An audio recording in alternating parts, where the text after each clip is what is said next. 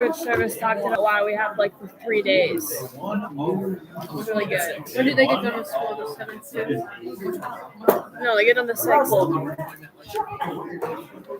My cousin's gonna get done today. Yeah, Hudson goes to the thing. And I just forged my mom's signature and gave it to him. It's great. If you do it right now, he'll never know. Yeah, just do it. I'm really bad at forging mom's signature. Doesn't matter. I can do my mom for him and He doesn't barely. I don't know how to do my mom's S. You cannot forge that in front of me. Why? Don't look. Wait. I really. Okay, here we go. I don't. It is important that you pay attention. We are on the home stretch. Okay, so the first thing to notice is this, that here are the new sets of Kias. There are the due dates. But look at this exciting little arrow. It's optional. Don't have to do the Kias. Why would anyone want to do that? Well, I'll explain, right? So you might be asking yourself, why would anyone want to do them? So let me sweeten the pot as far as motivation for doing them. You can do them as often as you want. I will honor the best score. So on the 26th, I will look and see who has done the first Kia. And then I'll see that maybe you've done it 4 times. I will take the best attempt of your 4 attempts, if you are even bothering to do so. And you can always, at the end, come back to me and say, you know what, I don't want you to count that score, and then I'll erase it. And so what possible scenario would be a reality where you would want to do a Kia? You do really bad on the paper. Yeah, what if it helps your grade? That's the incentive. If doing Kias helps your grade, then do them. If you are a high flyer right now, if you're at the 97, 98%, Not me.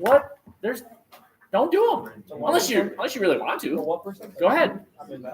So they can only raise your score. You can only raise your score, exactly. There's no negative aspect. Of course, you have to be the one that decides this. I am not going to sit individually and figure out 33 kids and if those Kias help your score or not. You have to figure it out. But you can always come to me later and say, hey, scratch that score. And then I will.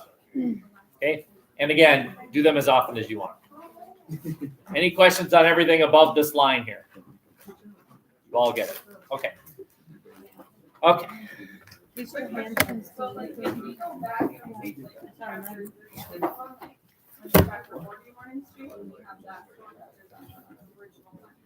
Or can we only redo it until the due date? Like if we want to get a better score on 36, but it was past I guess the due I'd date. rather you do it by the due date, and then that window shuts for that Kia. Okay. So in my hand now, I have option 1 and option 2 of your 4th quarter paper. Why are they so thick? Oh, those are all the because there's papers. a I bunch of thought them? it was. Right? And then there's this pile here. This is for those of you doing option 2. If you choose option 2, you also get this packet. And you might think, well, I'm going to do the other one because I don't want that packet. Just hold on. I'll hand out this to everybody. I want all of you to see both options and then make an informed decision. Would you be a dove and hand these out to everybody? And would you be a dove and hand these out to everybody? But I need it. Thank you. You have ham on your mouth.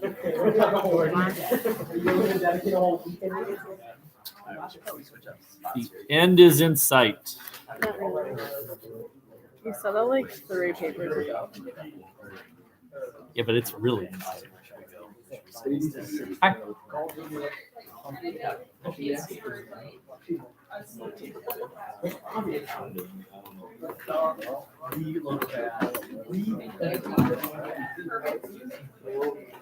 You're sitting in a bad spot. I do not have a big head. May 21st, 22nd, 23rd, 24th. Sit up front if you want to. It's amazing how suddenly your dad signed this, or your mom. Oh, yeah. That's your mom's signature. Yeah. I don't believe it. Are you gonna do anything about Look it? at that signature. That looks pretty That good looks to like me. the signature of a fourth grader. What's your mom's name? Lisa. That's really good. No, Can I try it? God, Can I try it? this is on tape, you know. Just delete it. Another lesson. Just pretend it didn't happen. Stays on tape. Enjoy being on there. What's option 2? I accidentally used a bad word in my You have a lot of extra. That's In your the what day, video? so maybe it's the best. People lose. Video? Mm-hmm. Yeah, that'll change. Oops. This should say May 10th. We have school that Friday. So everyone have a copy of both options. No. What are you missing? Whatever Eve has. I know I'm slow at doing this. I'm gonna have to practice and then do it teacher. Your strategy of handing these out is interesting. Why don't you just drop 4 on a table? You don't have the Aver? No wonder you I guys think I don't. missed that table.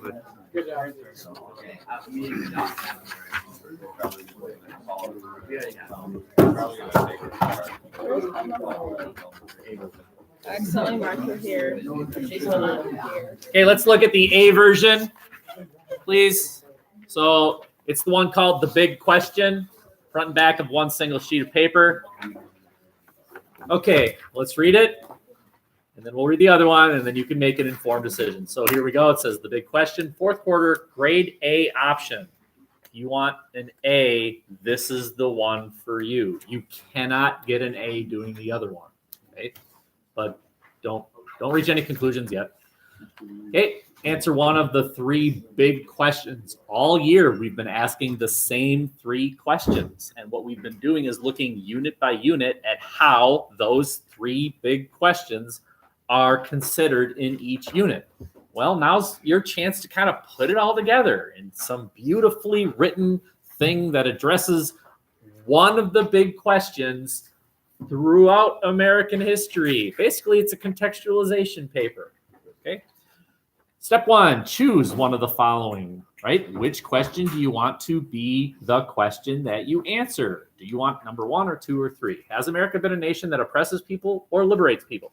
Of course, there's evidence of both. But if you had to, if this is the scale, right? And it's even, and you had to blow a feather on one or the other, tipping the scale, that we are a nation that liberates or oppresses, where would that feather fall based on your survey of American history? Or the second one, has the liberal or conservative approach been better serving America through American history? Again, we've looked at evidence of liberal approaches and conservative approaches, the old Hamilton-Jefferson question. Okay, well, which is ultimately the correct, according to your view, the correct approach? So basically writing if you're liberal conservative. That probably will influence your view. Yeah. Or the whole, should America cut itself off, or is the world better off with America involved approach? Blow that feather. Where does it go? Does it land on America the world is better off with America engaged, or we are better off by cutting ourselves off? Okay, and there's evidence for both. Where would the feather fall? That's obviously the first step. You got to decide which question. Then step 2, finding historical and document evidence. Number 1, you need to find historical evidence from 4 of the 6 time periods. We had 6 units. Pick 4. And each unit gets its own paragraph. There are your 4 paragraphs. Add an intro, add a conclusion. There's your 6-paragraph paper. Okay. There are your 6 units that we've studied, including which chapters in your book they referred to, and a kind of a timeline. The founding of the nation goes from the day Columbus set sail to the treaty that created this thing called the United States of America, 1783. Building the new nation, that's sort of the early republic. That's the time when the United States government established itself up to when slavery really became the issue of the day, 1848. Testing the nation, that's really the time period that deals with slavery, including what led up to secession, the Civil War itself, and then Reconstruction. And then letter D, that's when we switched from an agricultural society to an industrial society. That's forging the industrial society. Letter E is the one we just got done with, right? The Age of Empire, World War I, World War II, including the Great Depression. And then F is the one we're starting today. You pick 4, and then you answer whichever question in 4 different time periods, right? You find evidence for 4 different time periods of your question. Number 2, the evidence you find will argue both sides. You will find 2 pieces of historical and document evidence for side A and 2 pieces of historical and document evidence for side B, right? It's the same thing you do. You find evidence. Let's say you're doing question number 1. You find and you're choosing 4 time periods, and let's just pick the first 4, right? So you need to find historical evidence and document evidence that the United States oppressed people during the founding of the nation, 2 of them, and you need to find historical and document evidence, 2 pieces of evidence for that the United States liberated people, right? And then you won't necessarily use them all, but you'll use the side you agree with twice, because you'll use one to refute the other side, and you'll use one to prove your side. It's the same thing you do in all your 6-paragraph papers. Like before America was even a thing, it was like a colony. So that's included, right? So colonial, so that would be letter A, right? Right. What? Certainly before we were a nation, we were colonies. So that's true. Okay. I can hear him saying that. So I'm just continuing to read on. These 4 pieces of historical and document evidence must be from 4 different eras listed above. Okay. You're finding evidence from 4 different eras for both sides. You'll refute and agree. You'll refute the side you disagree with and agree with the side you agree with. And because you're refuting one side and supporting one side, you have to find 2 pieces of evidence for the side you agree with. You will use one to refute the side you disagree with and the other to prove the side you agree with. And if right now I'm talking and you're thinking, I don't know what he's talking about, it's what we've done all year. All year we've been doing this approach. You find 2 pieces of evidence. You take one and refute the other side you disagree with, and you take the other and you use it to prove the side you agree with. Okay. I'm on number 3. In addition, you need to find 2 more pieces of evidence from the side you agree with, right? So these pieces of evidence will be used by you to refute the argument you disagree with. Nothing there should be overly confusing. Step 3 is the writing of your paper. It's a 6-paragraph paper, and I list there exactly what should be in each paragraph, going all the way to the other side. Okay? In paragraph 1, I need an intro, I need a roadmap, and I need a thesis. In paragraph 2, I need the first argument for the side you disagree with. That would be one of the eras. Paragraph 3, argument number 2 for the side you disagree with from another era. Looking the side. 4th paragraph would be argument number 1 for the side you agree with from another era. 5th paragraph is argument number 2 for the side you agree with from the 4th era. And then the conclusion, putting it all together. And I have there number 8, document certain due dates. Ultimately, I don't really care. It's just checking in with you. By what time should you have collected all your evidence? Ultimately, it's due. This paper is due in about a month. You got 4 weeks. If you're looking at this like, oh my God, gross, fine. Then do the other option, which is, in my opinion, a lot easier, but you can't get better than a B-. You can't. So let me address that for a second. I would say that there are two populations in here that should seriously consider option 2. The first group are the high flyers. You look at this like big deal, B-. It won't affect my grade at all. You're so high on the A list that a B- on this paper knocks you from a really, really, really high to just a really high A. Fine. That's you. Option B would seem to be a perfectly logical decision. And then there's the second group, and that is you're looking at this and you want to cry.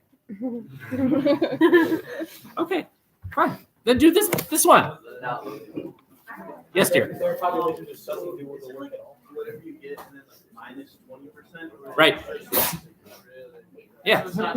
If you do option B and you write a paper so beautiful Shakespeare would weep with joy, you get a B-. What if you get like 70%? Then it's docked 20 more percent. 80% is the best 80% is grade the A. you can get. So whatever you got on the paper, you just subtract 4. 20%. Yeah, that's a great idea, Doc. Okay, I am now looking at option B. I get a B- Yeah. I'm doing Should the U.S. and its allies continue to take military action on the war on terror? This is more of a current paper. The good news for you is it only focuses on the current unit, and I'm giving you document evidence. Here it is. Everything you need right here as far as document evidence. Are we able to take some of that evidence for option 1? Sure. Let's see why not. Okay. If you choose this option, the best grade you get is 80%. That's a B-. Step 1, read 4 articles. Here they are. All 4 articles are in this packet. Okay. And then you find an argument per article. There will be articles that argue, yes, the U.S. should continue to fight this thing called the war on terrorism in a military fashion. And there will be also articles that argue, no, the U.S. is just making things worse. Right? When you send Marines to the Middle East, there are some that say you've just killed a bunch of terrorists. And there are others that say, yeah, but you just created that many more because of the presence of the American military, which is the correct option. Yes. I have a question about the first option. It says document evidence. Where are we supposed to find the documents? We don't have any documents for document evidence. It's from our past things. Good luck. No, it's where can you find them? The sky's the limit. You can use your book though. Okay, let's keep going. I'm pretty sure I turned You my find book one on. argument per article. This includes document evidence. Find a good quote. By the way, this is a quote paper. You will quote. And then historical evidence. You might find historical evidence in these articles. You might, but you might not, right? So then you have to go to outside sources. You can look elsewhere. Number 3, this means when you've read all 4 articles, you will have 4 pieces of document evidence and potentially 4 pieces of historical evidence. And then it says you need to find 2 additional pieces of historical evidence for the side you agree with. For the side you agree with, you will have a number of pieces of evidence. You will use some of that to support the side you agree with and some of that to refute the side you disagree with, just like every other paper we write in here. Which, by the way, I just want to commend this group. I am talking to a group that you guys scored really high on the ACT writing. The average writing score for this group that I'm talking to right now was 7.5. That is really high.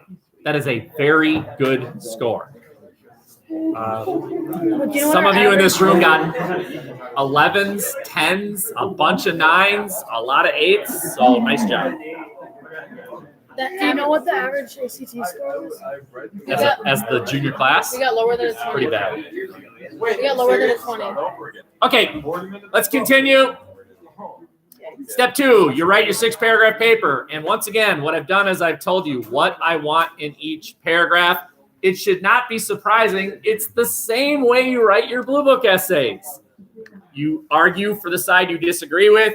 you prove it with document evidence, you prove that it has some validity with historical evidence, but ultimately you refute it with other pieces of historical evidence. That's paragraphs 2 and 3. Paragraphs 4 and 5, you present the side you agree with document evidence, historical evidence. Have a piece of synthesis in there. Okay?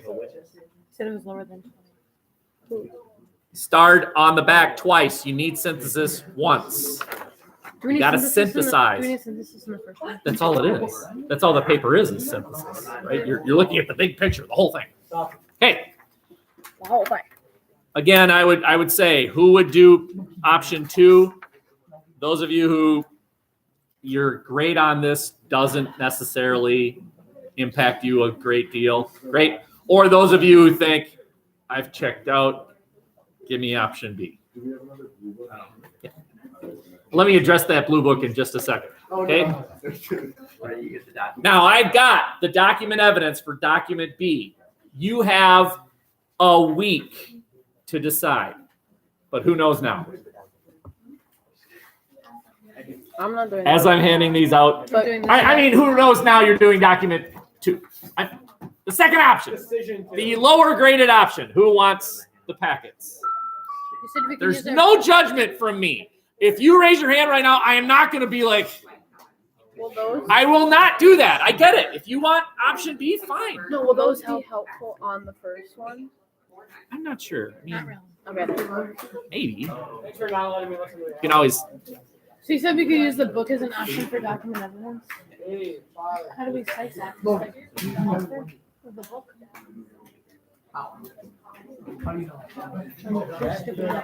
Dawson did say that if I could take option B, What did Giggles do? He never told us that.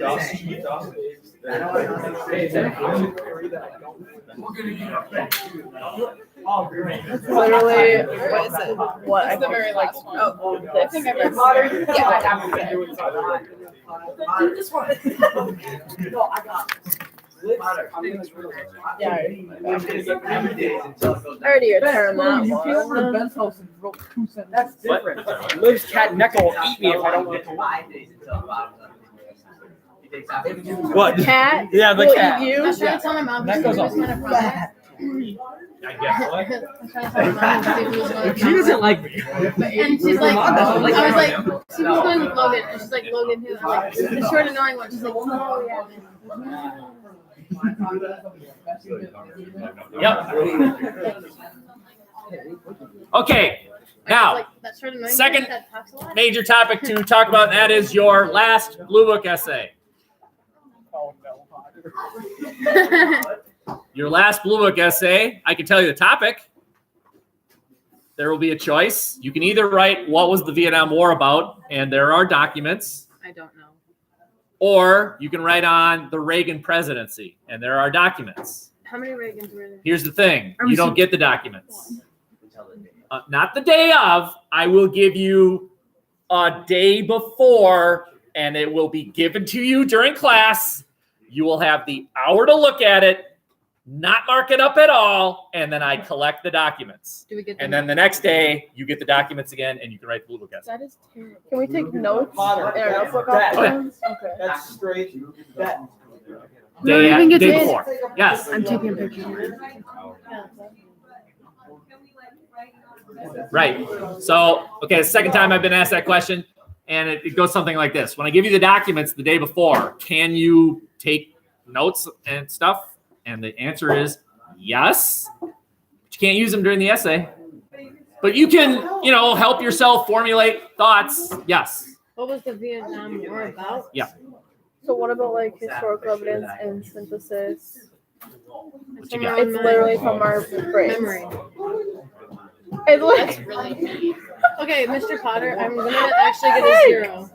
Another piece of good news here is this. Oh my god. No.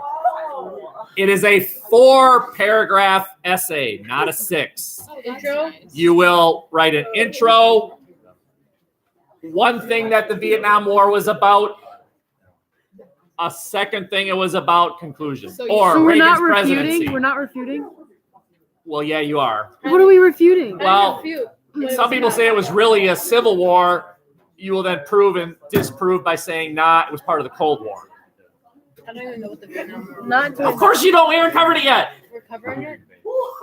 Uh-huh. That's good, at least. Why would our essay be about it if we're not covering it? Yes, we're covering it. Yes, Emma.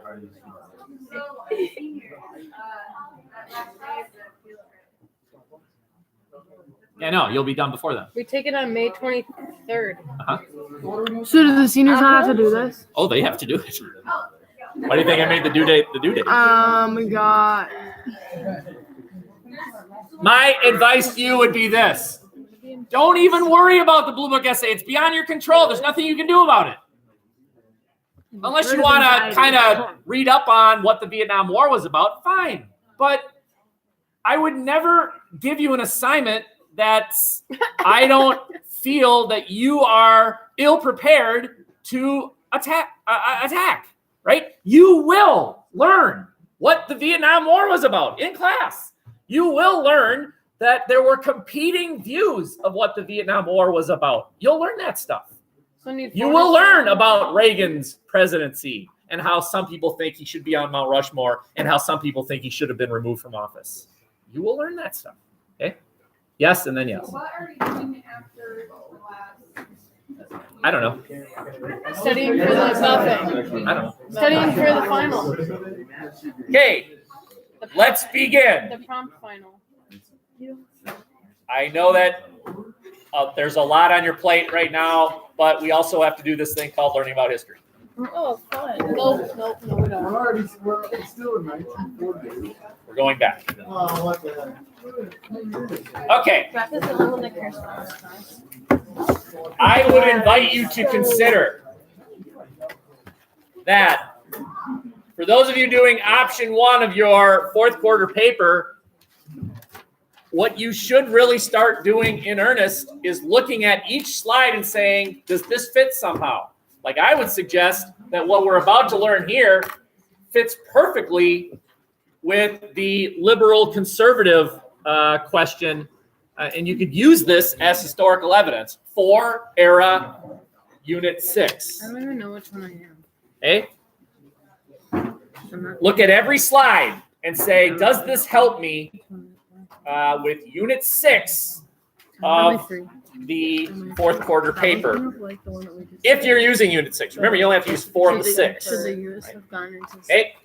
I'm gonna use that one. This chart here shows union membership from 1948 to 2010, and you can see that the general pattern is a decrease in union membership. For whatever reason, does anyone know? Unions, since World War II, have decreased in support popularity. Anyone know why? No, I can't even say that's a good guess. What? No, That was a joke. World War II's over. Okay, the other. What was going on at this time period which would make Americans look at unions and say, okay, very good. Oh, Union I was talking God, about. once again, he's smarter than me. And Oh my this God. goes over my head. Why are you so excited? All right, yeah. Unions were linked with the belief in communism, and you're looking at the Cold War. By the way, that's the topic of our study, right? The Cold War. Okay? So the Vietnam War was part of the Cold War. Definitely. This chart shows educational attainment, and look at the skyrocketing educational attainment of Americans because of this thing called the GI Bill of Rights. So one of the things that the U.S. government did was increased involvement in saying, hey, veterans who just defeated the Nazis, thank you. Now we're going to do something for you. We're going to create an opportunity for you to go to college. By the way, this opportunity is still in existence today. If you are smart, I'm talking to that population right now, and college is beyond your ability to pay for, the military, I mean this, the military is an option to help you pay for college. Serve your country for a little while, they pay for your college. Okay, that idea started in World War II. Okay. The Taft-Hartley Act was the law that addressed this problem right here. So over here are the parts of the Taft-Hartley Act, and then over here is something called the GI Bill of Rights. What did it address? Outlaw. Unions, right? Unions are perceived to be communist, and so membership drops. And so the U.S. Congress passed this thing called the Taft-Hartley Act, named after a guy by the name of Taft and a guy by the name of Hartley, not William Howard Taft, that president. Okay, that's him. First thing that it did was it outlawed these things called closed shops. Anyone have any idea? Did that mean you had to stay open? Yes. Yeah, you can't not let some people go in there.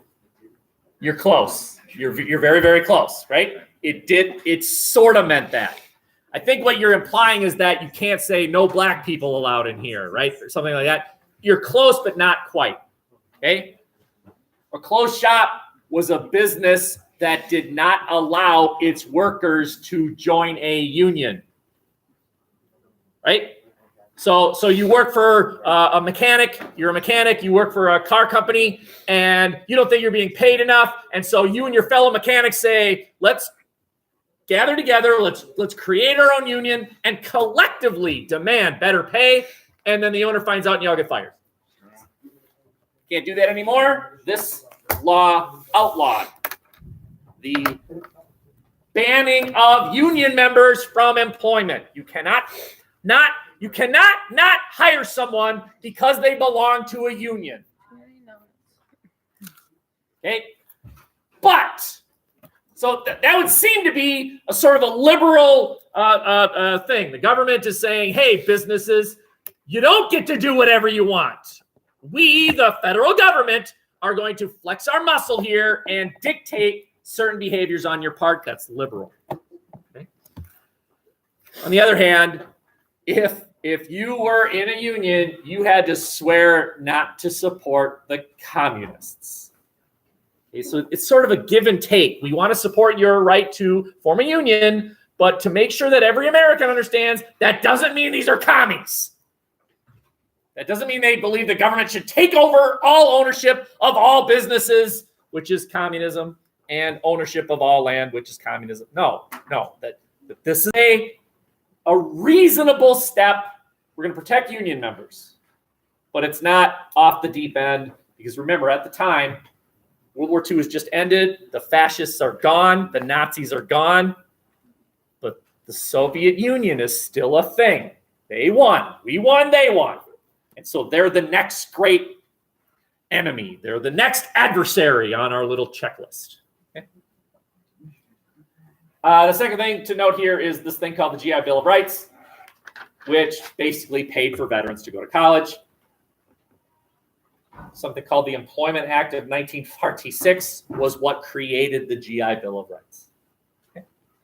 These are liberal actions.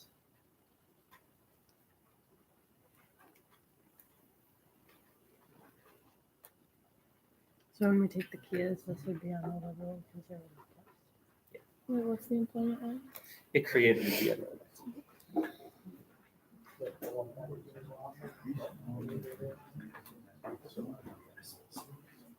You know, while we have this moment here, let's just think this through.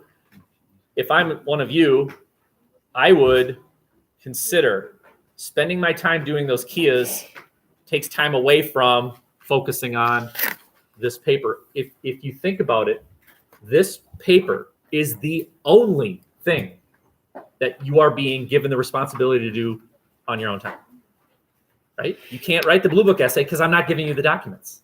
You don't have to do the Kias. Well, what's left? This paper is left, and that's my intention. I want you to pour your energy into this paper for 1 month. For 1 month, pour your energy in. The helliest one. Okay. I would suggest to you that the Yalta Conference is an example of America involved in the world. That after World War II, this is a big conclusion, and those of you thinking about option A and answering question number 3, this is evidence that the answer is yes. That the U.S. makes the world a better place and the world has benefited from American involvement. The conclusion after World War II is if America doesn't get involved, Nazis, fascists, aggressive behavior by foreign entities. That if the U.S. wants to prevent that sort of thing from happening, the U.S. has to get involved. Look at American behavior after World War I. You Europeans, you go kill yourselves. We won't even join the League of Nations. Yeah. And what happens? World War II. So the conclusion of the U.S. was the world needs us.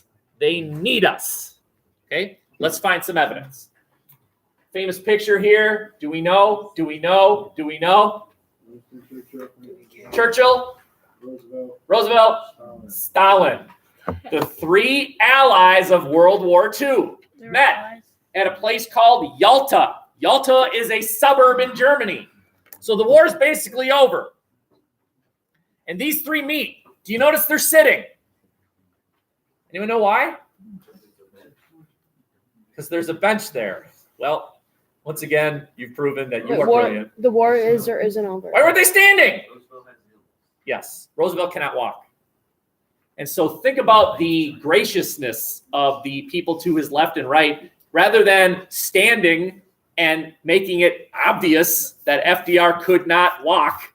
They sat with him. It truly, I believe, an act of gracious behavior. This is during or after the war? I think it's after. Yeah, probably. Okay. It's almost over. At the Yalta conference, it was these three who said, all right, now what? Germany's about to lose. It's about to be over. Now what? Well, we got to replace the League of Nations. The League of Nations was a paper tiger. We got to replace it with something with a little bit more muscle. And let's create a new global entity with, by the way, American membership. Okay. Again, think about that. Those of you who wanted to do option one, I'm giving you historical evidence that the world's a better place with America in it. The United Nations with an American Churchill. membership and an American veto. Okay. You're looking at the Pacific Theater, and it was at the Yalta Conference that the Soviet Union agreed to declare war on Japan. And frankly, it was like, whoopee, thanks for nothing, we got it. But because the Soviets declared war on Japan, they were awarded the island that they lost to Japan in the Russo-Japanese War in 1904. Right? You probably don't remember this, but the Japanese fought and beat the Russians, the first time an Asian power had ever beaten a European power. And Teddy Roosevelt, that was the one that stepped in and negotiated a peace treaty and awarded to Japan that island. Well, the Soviets get it back. They awarded Japan to a question. Half of it? Okay, I'll go with that. That's fine. What?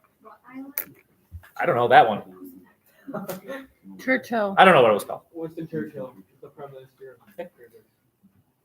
It was at this conference that Germany was divided into zones. And there was an American zone, a French zone, a British zone, and a Soviet zone.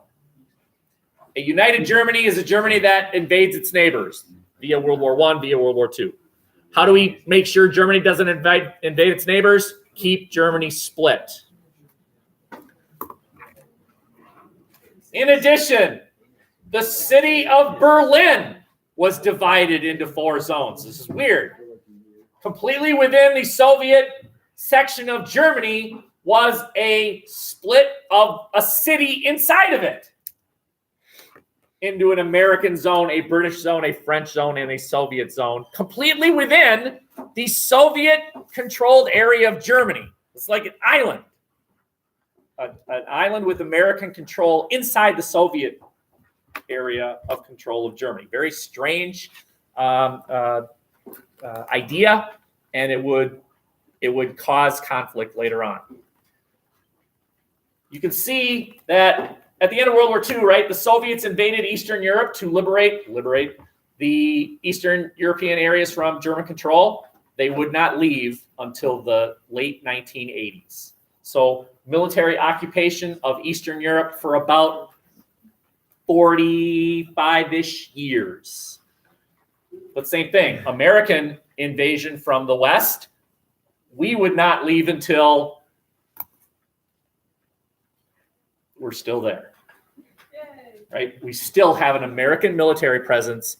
The conclusion is a Europe with an American military presence is a peaceful Europe. And you could argue that, for the most part, that has proven to be true. For the most part. Okay? This line represents the extent of Soviet control on the right versus not Soviet/American military control on the left. This line would get a name. This is the guy that came up with the name. Does anyone know what he called it? Very good. It was called the Iron Curtain. The split of Europe between the Soviet sphere and the American sphere. The dividing line was called the Iron Curtain. Churchill, interesting guy, right? He's the guy that defeated the Nazis, voted out of office in the next election because the economy, right? British people couldn't get back to work. And he ran on, I beat Hitler. And they kicked him out of office. So he went on a tour of the United States, and in Missouri, at the University of Missouri, gave a speech for the first time, creating that term Iron Curtain. So often, this is kind of strange, but so often, British are more popular here than they are in their own country. We love the king, the queen, right? More than they do, generally. Right? Adele, she's getting a divorce. I saw a meme about that. So I please did too. understand these terms. Term one, Iron Curtain, that's the line. Yeah. Term two, satellites. A satellite is a smaller object that goes around a bigger object. The moon is a satellite, it goes around the earth. The earth is a satellite, it goes around the sun. The sun is a satellite, it goes around the big black hole, et cetera, et cetera. What does that sound like? This satellite refers to the countries that border the Soviet Union. Poland is a satellite. East Germany is a satellite. Czechoslovakia is a satellite. Hungary is a satellite. It's a little country surrounding the Soviet Union. Yugoslavia is a strange situation. You're right. So the idea, though, is this. So let's just say I need 2 volunteers. Thank you for volunteering, and thank you for volunteering. Up here, please. I know you did. Okay, that is the American military. I am the Soviet Union. I have reason to believe that the American military is interested in invading the Soviet Union, so I create a satellite. Where will the conflict occur? Go ahead, punch me. No, America, punch me. Punch me. Okay, you get the idea, right? The conflict between the Americans and the Soviets will occur in Poland. Poland will be devastated, not the Soviet Union. Look at the Soviet/Russian military experience of World War I and World War II. No country suffered more casualties or more deaths. They're sick of it. They're never going to get invaded again. And so what they do is they invade their neighbors. Soviet military occupation all the way around the Soviet Union. I could, on a future test, ask you, why did the Soviet Union invade Afghanistan in 1979? So they could get to their real people that they wanted to fight. What? They were in the way. Neither of those are correct. Is what Eve was trying to say. In that area, so that if they were to be in other areas, not necessarily. Very good. The belief that if the Americans want to invade, they're going to have to fight through Afghanistan first. Okay? Sphere of influence simply means an area of foreign control. So over here is the American sphere of influence. Over here is the Soviet sphere of influence. Do you remember when we looked at how they split up China into certain areas of exclusive foreign control? Logan, you all right? Yeah. Right? There was a British area of China and a Japanese area of China, right? They split it up into spheres of influence. And the U.S. didn't like that because we wanted an open door policy. What's this? Foreign. So let's go visit the city of Berlin. This is the city of Berlin. It is inside East Germany, completely inside East Germany. But there's an American zone there. There's a British zone there. There's a French zone there. It's inside the Soviet-controlled area of Germany. And the Soviets don't like American soldiers in their sphere of influence. They don't want the Americans there. So they blockade the city. They surround it with tanks one day in 1948. They surround the city of Berlin with tanks. Now, they don't invade. But they surround it. They lay siege to it. Basically say, your move, Americans. What are you going to do? Are you going to go to war for a bunch of Nazis? Are you willing to lose American soldiers against a bunch of people who 3 years ago were wiping out Jews? Are you going to go to war over that? I don't think I being the Soviets, I don't think you'll go to war over that. I believe you will withdraw. And it's not like it's not fair. It's inside our zone. Get out of our zone. So now it's the Americans' turn. What are you going to do? Are you going to go to war over Nazis? Yeah. Answer. Oh, please. What was our response? We flew into it rather than driving into it. Very good, right? We flew over the Soviet-controlled area with planes filled with medicine, blankets, food, teddy bears. And we basically threw the question right back in their face. So, Soviets, you going to shoot down that plane full of teddy bears? Are you going to go to war because of teddy bears? And they did. The Soviets did not shoot down any American plane. The American planes flew over Berlin and dropped food, medicine, blankets, et cetera, and said to the Soviets, we can do this as long as you want. If you blockade the city, all we'll do is fly over you. And it'll be your move about whether or not you want to start the next world war. You shoot down one of our planes, it's on. And may I remind you, we're the only ones with the bomb right now, the bomb. The United States was the only ones with the bomb at this time. Wait. Now, it wouldn't last very long, but at the time, yes. What? Is this before or after we dropped the bomb? 1948 is that. Dropped it in 1945. So World War II is over. do people think we still have bombs? Oh, yeah. We know. They know we have bombs. But we don't have any more. Oh, now. by that time we did. We had developed them.